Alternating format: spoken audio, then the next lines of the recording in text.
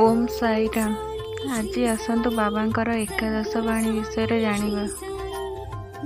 जेकोसी व्यक्ति शिरिडी माटी रे पाद देला क्षणी तार सकल दुख और केलसर परिसमाप्ति घटिबो।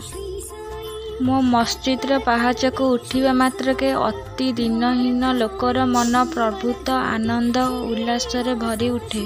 एई मर शरीर त्याग कला परे मु सदा सबदा कार्यक्षम और शक्तिमंत्र होई रहिबी।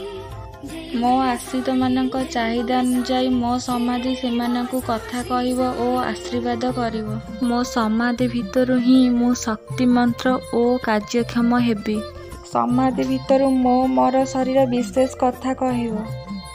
जो माने मो निकट को आसंती मो पाखरे आत्मसमर्पण करती और मोर शरणापन्न हुअंती सेमानकु साहाय्य करिबाकु पथ देखाइबाकु मो चिर जाग्रत। तुमे मो आड़क चाहिए मु तुमको चाहिबी। तुमर सकल भार मो उपरे छाड़ीदेले मु निश्चिंत भावरे ताहा वहन करिबी। तुमे मो उपदेश और साहाय्य चाहिए ताहा तुमको तत्क्षणात मिलिबो। मो भक्त और आश्रित मानक गृह रे अभाव बोली किछि रहिबो नाही। बाबांका भिडियोटी जदि आपण मानक भल लागिथिबो लाइक करंतु, कमेंट करंतु, शेयर करंतु, आम चैनल को सब्सक्राइब कर दियंतु।